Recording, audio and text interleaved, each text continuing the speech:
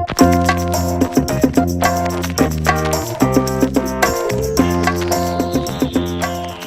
woke up this morning realizing that today is our parents' wedding anniversary. But you I don't know why that hit me. I knew it, of course, but it did. I mean, I usually, most years, I do remember that. 1945, just before the surrender of Germany. Well, a month or so before. Quite optimistic, I'm thinking, timing on, after both of them having had quite a tough war. So, just the little curlicue from history. Clarification, is this your first time that you're going to debate in the U.S., in Michigan at all? In Michigan, yes. Okay. So you've debated before? Yes, often on C-SPAN, several times on C-SPAN. Quite recently in London, or not in London, Aldershot, right? Well, yeah, On the but BBC. that was a television program with other people present, and not the same. We haven't done it one versus the other in front of an audience for 9 years. And never on religion. So far. Is that the main topic? I think so. I think it's going to come up. If it isn't the main topic, if God isn't the main topic, what is? I don't know. Well, you would. Well, I return the question. You would say not. No, it's the main. Religion is the foundational question. It's the underlay of all other questions. It's the debate now. So this, you don't view this as something that's going to be repetitive because you've done it before. This is. No, and actually the feeling that I've had very strongly in the last few months while I've known this is going to happen is that probably once we've done this, we won't do it again, because I think that will be enough. Well, I was asked this question earlier by someone from a newspaper here and said almost the same, which is, if this became a dog and pony show or regular routine, it would soon become inauthentic, despite our own innate seriousness, sincerity, and so forth. It would become showbiz. So we're not going to have a dog and pony show. I wouldn't say I'd never do it again, but I think it should be safe, legal, and rare. So people coming tonight can expect authenticity, if nothing else. Well, that's a Hitchens guarantee. And seal. Okay.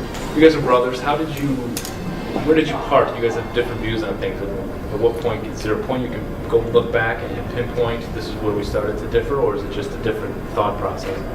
Well, we're different people. Why would we ever have agreed? I mean, You don't start. We didn't start from one egg, and we would always disagree. There may have been coincidences from time to time, but just because you're somebody's brother doesn't mean you're the same person. In fact, in some ways, especially if you're younger, you're going to define yourself as not being the other person's brother. I once compared myself to Canada and its relationship with the United States, to which he replied he didn't realize I was relaxed about it as that. But, I am. But the other thing is that I think people don't notice is how many things we agree upon. In particular, I think we both tend to dislike the same sorts of people and the same sorts of mentality, and say the recent past. This is a guess, but I bet I'm right. The use of the word misspeak for lie, or controversial for raging demagogue and thug, would strike us both as an abuse of the political process, trampling on the English language, easy, free passes for people who shouldn't be getting them. I would say that without actually checking what Peter has written. I would feel I knew that, in the way that some people are said to know if their twin is having a migraine. Something I've never particularly cared about. But you know what I mean? Yeah. I could sort of test his temperature in that way. Do you guys have any expectations for tonight?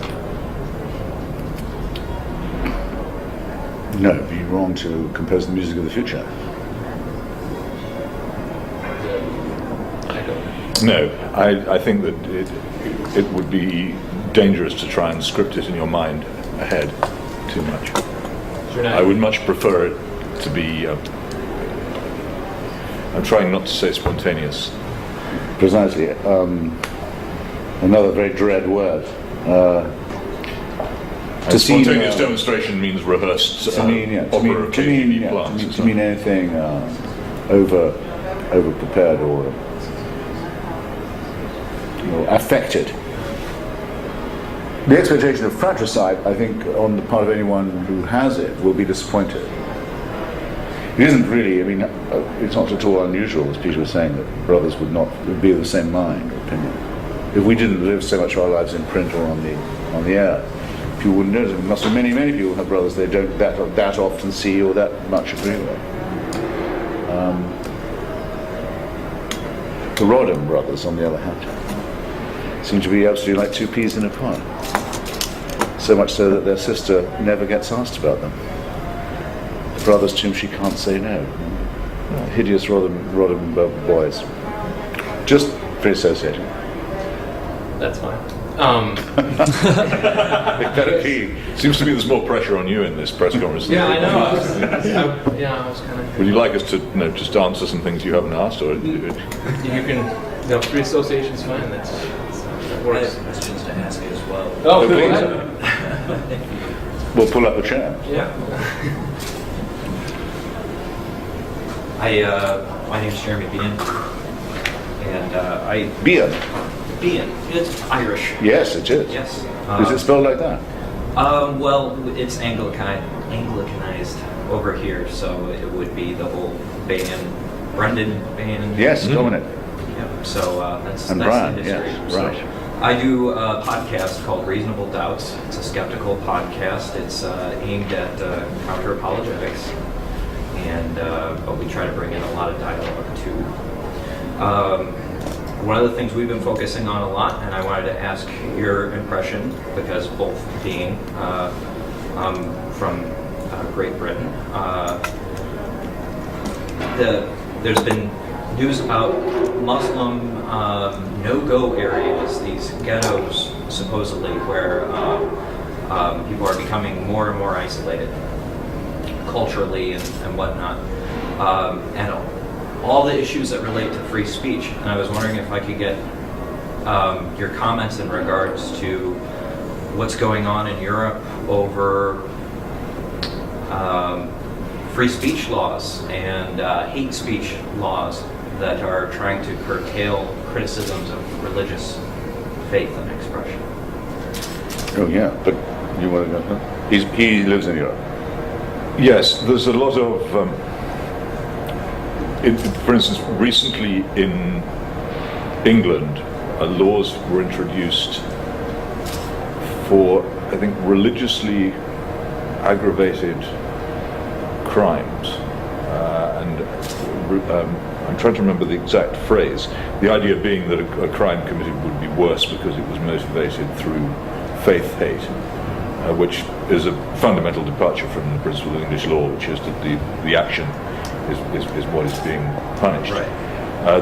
In fact, the only time this has come up was a couple of weeks ago over an attack on an Episcopalian rector in East London, which is believed to have been done by Muslim youths, and they called him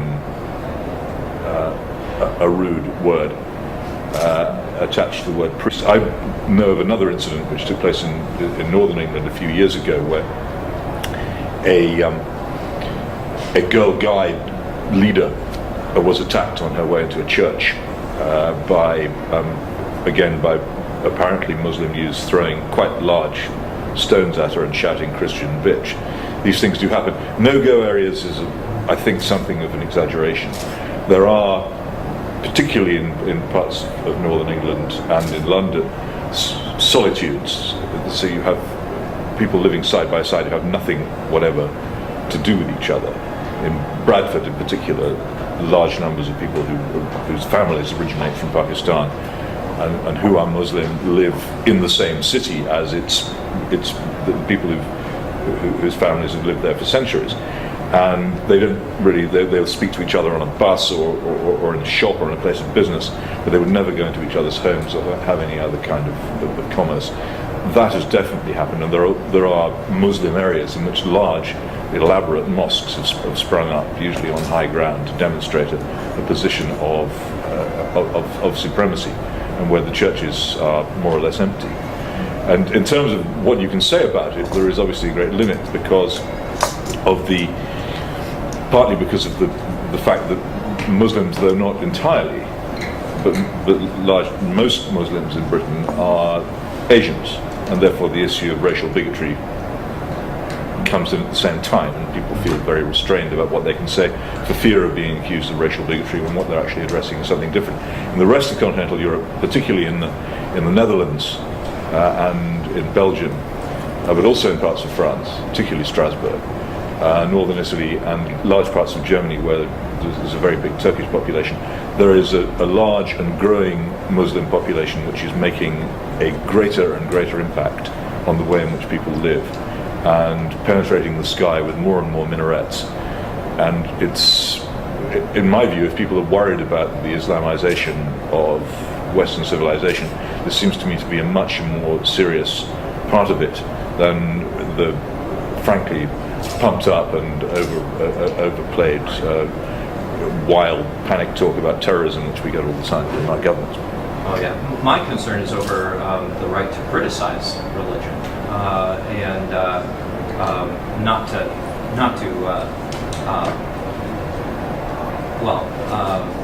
for example, we have this a resurrection of the whole Danish cartoon debate and protest that's going on after what was it?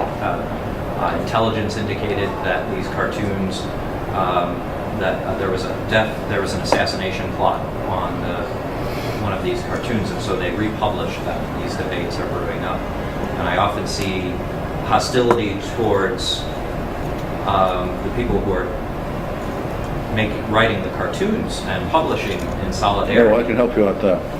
Fleming Rose, the editor of the Jutland Post, who commissioned and published those cartoons and gave his reasons why he thought it was time to do it, is a friend of mine and is one of the many friends I now have, not all of them European, some of them, who have to live under police protection now. And not because of any imagined terrorist threat, I might add, or any hyped or fabricated one, because of a very, very direct one, a threat of violence to their own persons and the magazines and other outlets of information and opinion that they work for and with. And I was the one who organised the demonstration in front of the Danish embassy in Washington, thinking it was about time the Danes saw at least a friendly crowd outside one of their embassies, just one day, made up of people who were not mainly motivated by hatred and violence. That's presumably why I'd have to tell you about the demonstration, because it didn't get any coverage, because it didn't threaten violence or practice hatred. The entire American media, with the exception of the Weekly Standard and a magazine I write for myself occasionally, well actually regularly, Free Inquiry, refused to publish as a news item the pictures that were in contention. In other words, people were told there's a fight about some images. In the age of the image, the completely image-dominated period of media existence, the images themselves were not deemed to be fit for showing. Now, come on, everybody knows what's going on here. And self-censorship is probably the very least of it. Anyway, or it would be if there wasn't actual censorship, or in other words, if the copies of our little magazine had not been pulled from the shelves of Borders Books. Borders Books says, you reprint those sketches, we are not going to let you sell them elsewhere. So I will never do another reading in Borders Books. Small thing, Department of Empty Threats, just I won't, okay, and they know why. But to tell you this is in a sense to tell you some news, because I can't tell you the people who gave in because of threats, because telling you that would be telling you things that could be of use to those who are bringing the threats of physical force. So it's a very neatly wrapped up capitulation of a whole culture crying before it's heard, when there actually is no threat that we could not, with ordinary pugnacity, just resist and say we won't be spoken to in this tone of voice. Surrenders prearranged and done in advance, without anyone being consulted. No reader, no voter has been even asked what they think about it, whether they would whether they would themselves accept a microscopic risk to defend the First Amendment and the values that underpin it. This, I think, is a really gruesome state of affairs. How does, because people would argue that these images, because they are intolerant and because they are bigoted, that's why That's we not what they shouldn't argue. publish. They don't argue that at all. Never heard that argued. It was made very plain to me. I live in Washington, it's my hometown, Washington DC, nation's capital. I know a lot of the people who are responsible for making these editorial decisions in newspapers, magazines, and television stations. And I know why they made it. So it was out of fear. Simple. They didn't say, we don't want to say something intolerant about Islam. It says, we can't stand the heat that we think might result. So they're anticipating. It's known in playground terms as crying before you've been hurt. So in your view, this isn't misguided? It is nothing to no. It is bodyguarded by a soggy multiculturalism. It says that the only kind of any variety, any diversity, is to be defended, except the one that insists upon diversity. In other words, it redefines diversity as uniformity. If I say the First Amendment and its rights include the right to be offensive to religious fanatics, you're just the one group that isn't quite covered by our wonderful, gorgeous mosaic of diversity and tolerance. I see, I understand, I get it completely. Why then? That's fine. Just don't call it diversity anymore. Call it uniformity and live with it. I think I have a right to insist on that. The fear is not completely baseless, though, because Damn straight it's not baseless. I know people who really do have to live under. yeah, well, but most of us remember Theo van Gogh, who was murdered in an Amsterdam street. Actually, ritually murdered, disemboweled, subjected to a ritualized religious killing, as of a sheep or an animal. And his collaborator Ayaan Hirsi Ali, who's a very close friend of mine, now has to live under complete protection. So does Fleming Rose, the editor of the Jutland Post. So, until for a very long time, did my friend Salman Rushdie for the crime of writing a novel. No, there's no question that this is a serious threat. But then, where is the intolerance coming from? When those who say that the intolerance comes from those of us who resist and satirize this are preparing in full view, not a murder, but a suicide. You should also mention, I think, Well, not just a murder and a concession to murder, but a suicide. Suicide of free expression. what is not yet, as far as I can see, a factor here, but which is certainly in several major European countries, which is that Islam is now electorally important. And so a lot of governments are trying to make accommodations with it. British government certainly is. The British government actually came up with the most extraordinary formula a few months ago in which it would refer to terrorism conducted by people who happen to be Muslims as anti-Islamic terrorism. You'll have to work out how they came to that formulation, but that shows the kind of contortions into which they have got in trying to cope with the fact that there is now a very large and growing electoral basis for political Islam in several Western European countries, and it grows all the time. But because I already mentioned the word satirical, I will just tell you, if I lived in England and I cooperate with a lot of people who do live and work there, if any such legislation that equates attacks on religion or religiosity with hate crime or with racism is ever enacted or attemptedly enforced, I will certainly demand from the Department of Public Prosecutions that the next person who refers to a man who blows up a Shia mosque with its congregation in Iraq, a person who describes that person as an insurgent, be arrested for Islamophobia. I think that's the very least we can do. For those who deliberately, the only people we know of in the world who deliberately set out to kill Muslim civilians every day, and in the most gross way, and the most, if you like, it's not a word that's easily in my mouth, but in the most profane and blasphemous manner, at their devotions, on their pilgrimages, in their houses of worship, tearing and bloodying their holy books and their holy places, are the Islamist terrorists, the Islamofascists. Anyone who describes those people with euphemistic words should indeed be indicted and arraigned, if this law is to mean anything, for inciting and encouraging and celebrating the hatred and murder of religionists. How are they going to like to sup on that, I wonder? Because I'm deadly serious about it. If that's going to be the law, while I campaign for its repeal, and until it's repealed, I'm going to campaign for this application of it. And see how they like a touch of that. So other than fear in the Islamic case, when we look at this as a broader phenomena, what do you think accounts for the double standard in which how we treat criticism of somebody's religious views as opposed to criticism of somebody's philosophical, political views outside of the realm where we consider them sacred? Or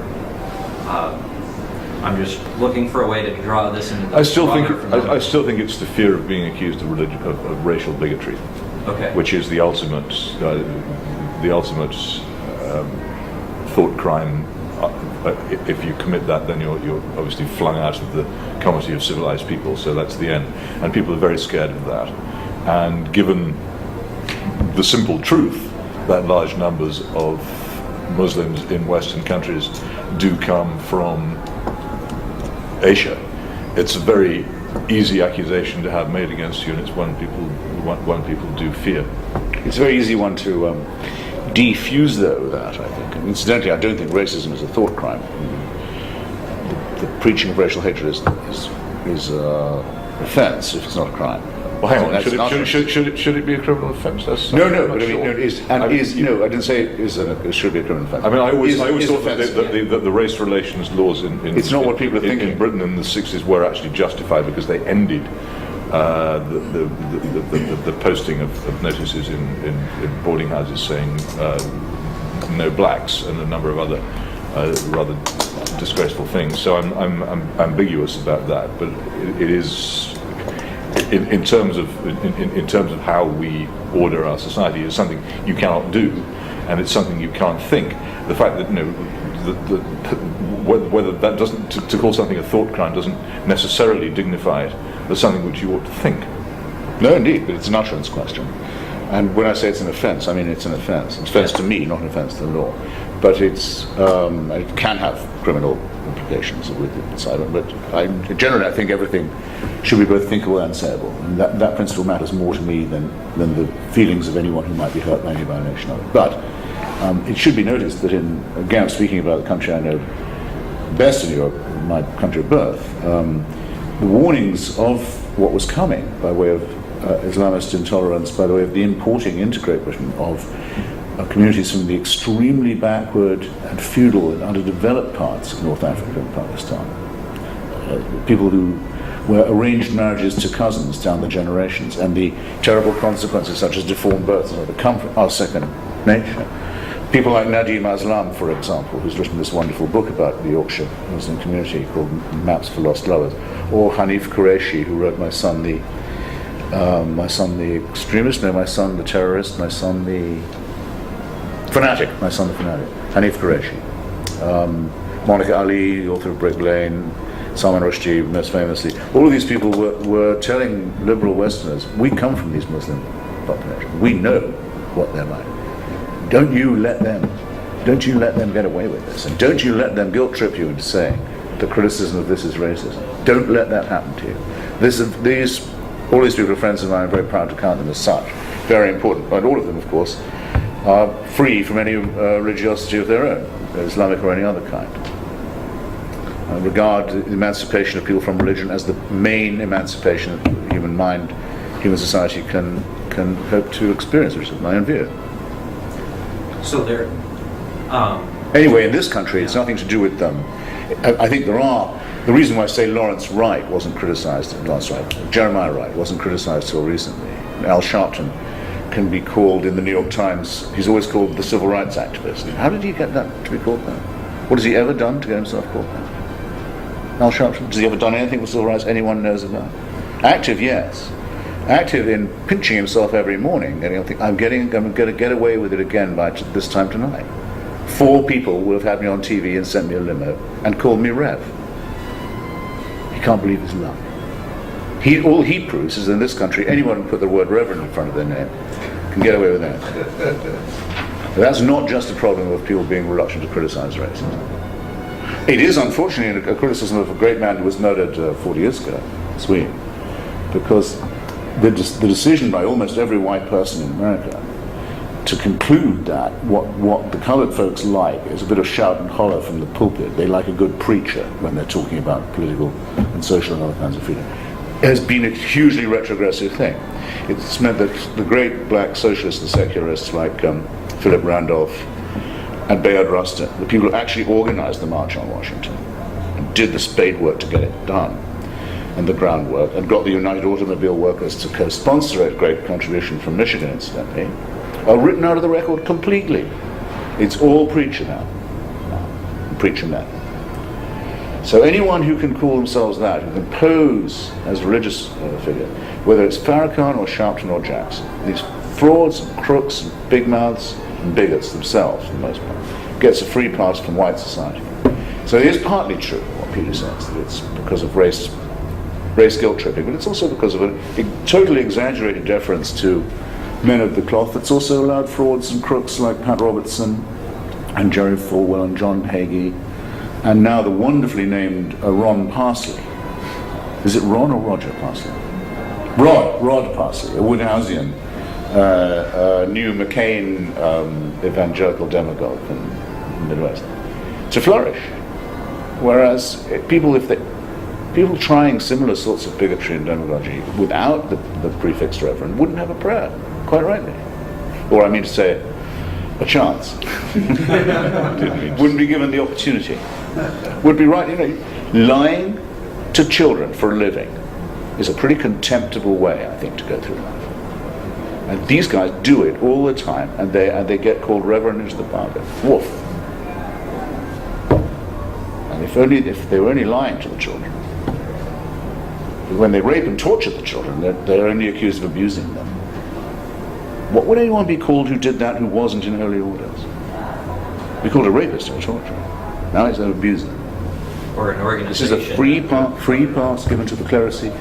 All this should end. The United States should be much prouder of its secular constitution. I'm willing to stick up for it. Peter, it looks as if a thought is just on the edge of you. It's staying there. Broad pass.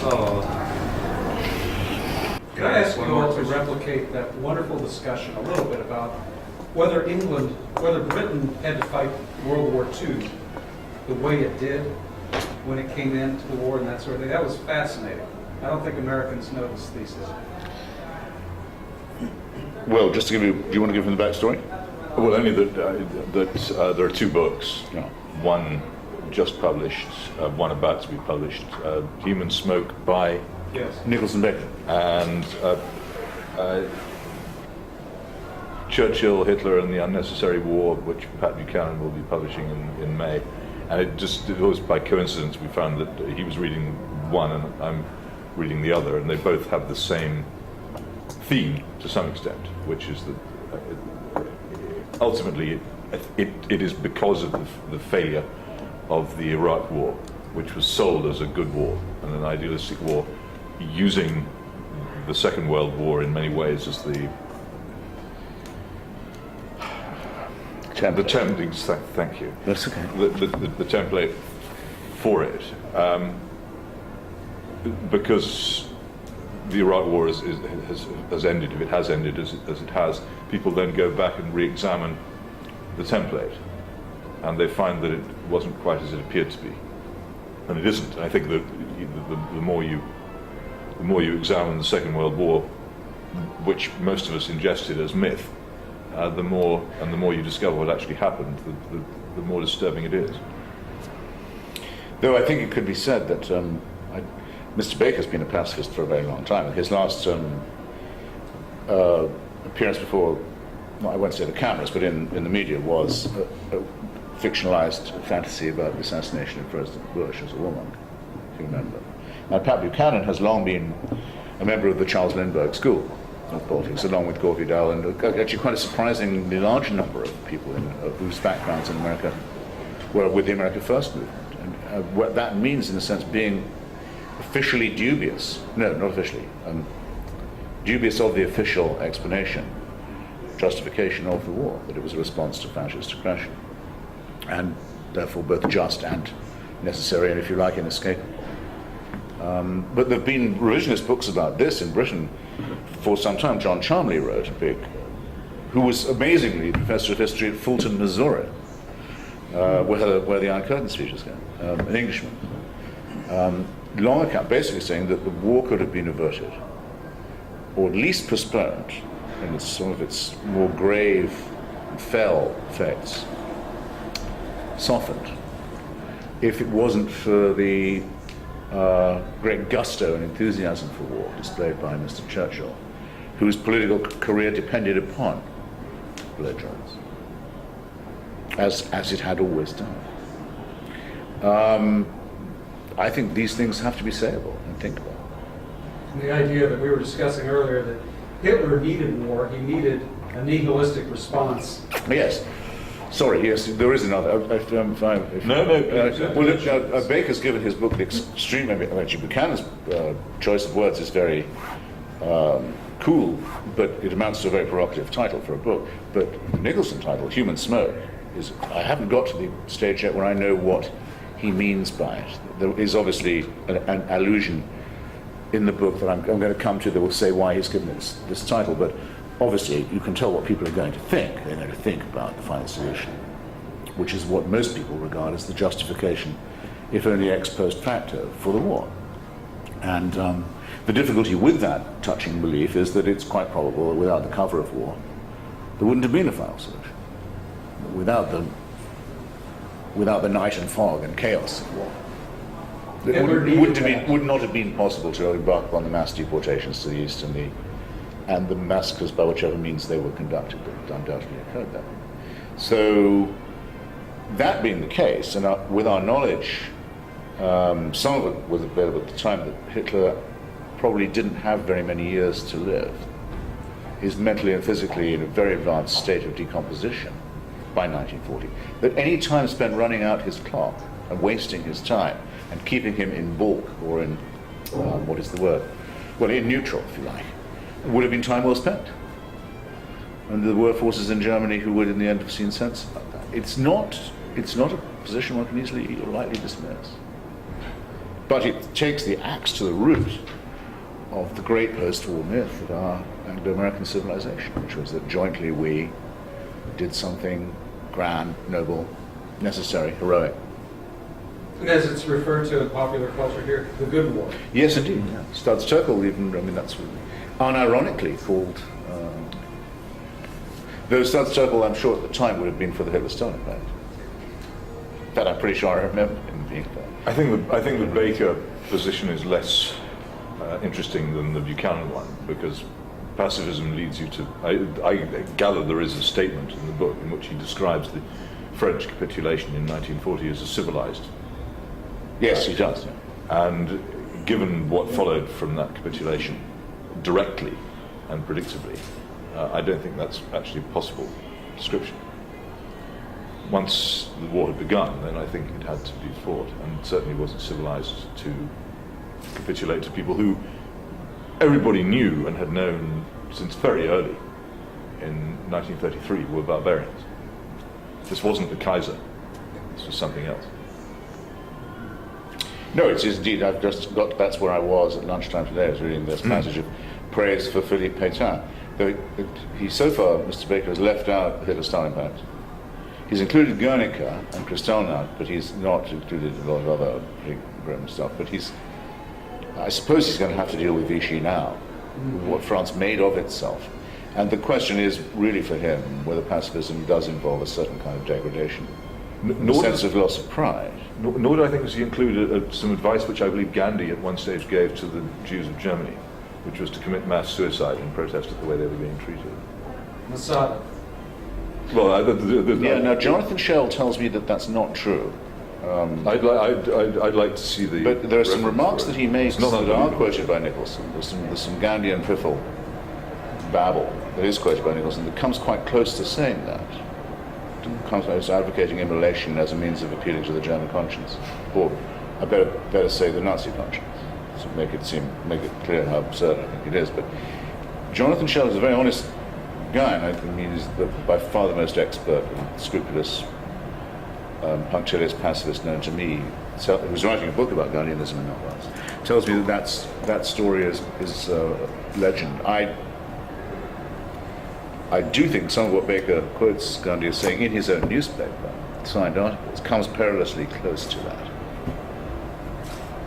It wouldn't be a huge misrepresentation, actually, of what's already said. But the numbers, you see, he says it might be that several hundreds of people have to immolate themselves to bring about the necessary shame on the part of the persecutors. He doesn't say the Jews of Germany should all kill themselves and save the Nazis the trouble. It's a narrow but deep distinction. Perhaps I could put it like that. Anyway, I mean, this argument's going to have to be had, and this generation would have had to have it without Iraq. Because the concept of the just war has to be fought over again in every epoch, in my opinion. Thank you for those very thoughtful answers. Any other questions? And not to say voluminous. Hey, we want more. Exhausting answer. You're not a big fan of Hillary Clinton. No. But, is there a candidate you support?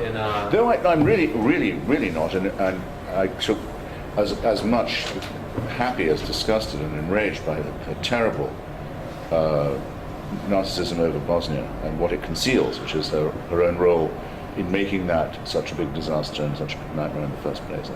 I hope that has completely ruled her out as even thinkable president of the United States. But if it weren't for that, I would have to say, just not out of gallantry, the way she has stood up to the sort of pasting she's got lately on the, and the sheer willingness to get up every morning and do it again, as if nothing would discourage her, is energy worthy of a better cause. I'd like to think she would have done that to save Bosnia rather than just to use Bosnia and its mass death as a means of advancing her own career. But sometimes you think it's possible to think of her caring about something other than herself. I say that very reluctantly. Well, to use an allusion familiar to you, she is an iron lady in her own right. No. Iron ladies do not say the boys are ganging up on me. You can't imagine Thatcher trying. Oh, she was just doing that to be opportunistic. No, she's done it twice now.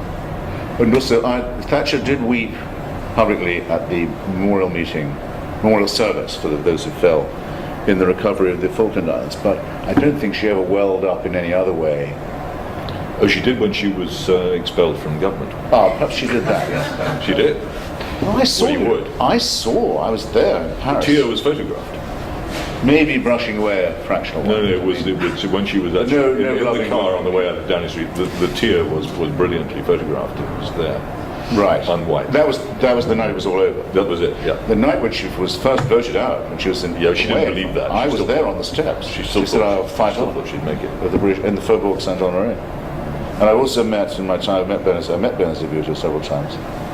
I've met Mrs. Indira Gandhi. I did not meet Mrs. Golda Meir or Mrs. Bandaranaike, but the women who really had to put up with male-dominated societies, and real male persecution, are not self-pitying and whimpering in this awful way.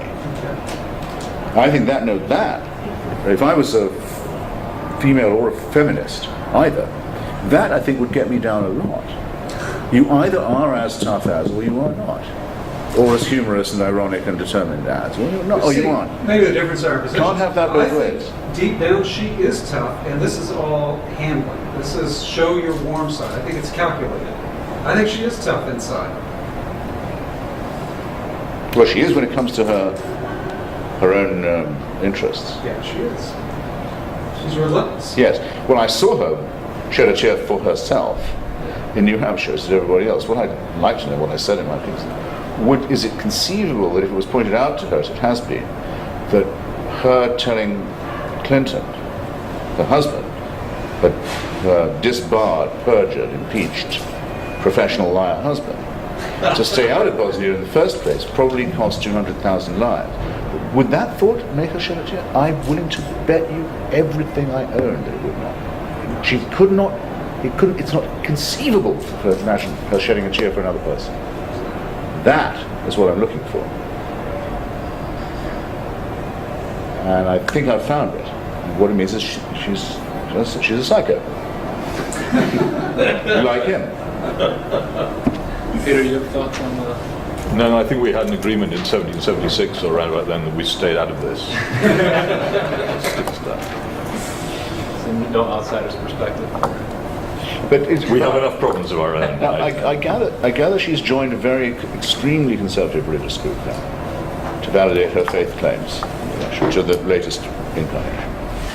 And I noticed that Senator McCain has stopped being an Episcopalian and become a Baptist. And I see that Senator Obama has joined some rock and roll, shout and holler, horror show, has been for a long time. So it looks to me as if religion is poisoning the campaign in a big way. Every candidate seems determined to defame and trample upon the one thing that makes the United States the great country it claims to be. You don't have to do any of this, and the government can never tell you you can. It's a real shame. And I hope they're changing ships on a falling tide as well, because all the evidence is that the number of Americans who are not impressed by supernatural claims is the fastest growing group in the country. Well, look at the books that have been selling. Sam Harris, you. Yeah, there's but been a sea change. you read the Pew study. The largest, it's 15% of Americans now say they don't identify with any denomination at all. 40% of it change their denomination at least once. The ex-Catholics are, or the lapsed, as the church insists on calling them, because you can't leave, as you know, a totalitarian church. You're not allowed to leave. You can be excommunicated, you can't leave. Something people don't understand very well, is the largest group in the country. But the fastest growing group are those who don't identify. And they are regularly insulted by candidates who act as if they don't exist. Well, they do, we do. And that's to say nothing of the huge numbers of people who do say, yes, I'm a Lutheran or a Catholic, and who aren't really.